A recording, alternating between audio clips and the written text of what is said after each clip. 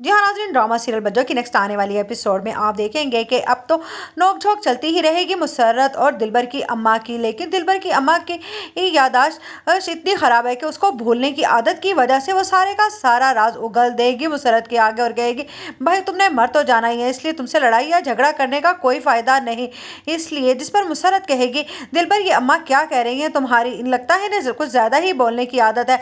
जिस पर कहेगा, दिलबर तुम्हें तो मालूम है ना कि अम्मा को भूलने की बीमारी है, बस इसी वजह से इन्होंने कह दिया कि तुम 1 महीने में मर जाओगी। इतने में बोलेगी दिलबर की अम्मा के तुमने ही तो कहा था कि फिर तुम मारिया से शादी कर लोगे, बस तुमने इसलिए शादी की है कि ये 1 महीने में मर जाएगी। जिस पर मुसर्रत बात को भांप जाएगी, लेकिन दिलबर के आगे कुछ भी जाहिर नहीं होने देगी ताकि वो मारिया का पता लगा सके कि आखिरकार मारिया है कौन, क्योंकि मुसर्रत ने तो बड़ों बड़ों को सीधा कर दिया है। अब बारी आई है मारिया की। उधर आप देखेंगे कि जब बुशरा कहेगी, अम्मा से आकर के मेरा दिल चाह रहा है कि मैं बज्जो से मिलूं, बस अब जल्दी से मैं बज्जो को फ़ोन करती हूँ। जिस पर मुसर्रत की अम्मा कहेगी बुशरा से कि चंद दिन तो हमें सुख का सांस लेने दे, अगर मुसर्रत अपने घर में खुश है तो उसे खुश ही रहने दे।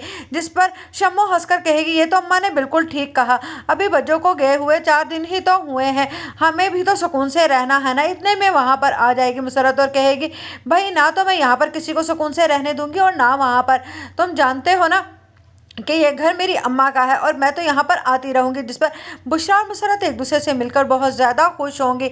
उधर आप देखेंगे कि दुर्दाना को फिर से फिक्र लाहक होने लगेगी सबा बेगम की, क्योंकि सारी जिम्मेदारियाँ तो दुर्दाना पर आ गई हैं। बुशरा तो अपनी ज़िंदगी में मगन हो गई है, क्योंकि माँ बनने के बाद तो उसकी जिम्मेदारियाँ और बढ़ जाएंगी। लेकिन दुर्दाना को लगता है कि सबा बेगम की इस तरह की हालत की वजह से सारे का सारा बोझ उस पर आ पड़ा है, इसलिए वो कहेगी कि भाई कोई भी हल हो निकालना पड़ेगा ताकि सबा बेगम अपनी जिम्मेदारियों को दोबारा से वापस ले लें। जिस पर सना कहती है, लेकिन हमने तो सोचा है कि हम उनकी शादी करवा दें। जिस पर कहता है फवाद कि ये क्या बात कर रहे हैं आप लोग, क्या वो इस बात के लिए राजी हो जाएंगी। जिस पर दुर्दाना कहेगी, राजी तो हमें सबको मिलकर उन्हें करना पड़ेगा, वरना वो कब तक हम सबके लिए इस तरह से अपने आप को कमरे में कैद करके रखेंगी, हमें भी तो उनकी खुशियों का ख्याल रखना होगा ना।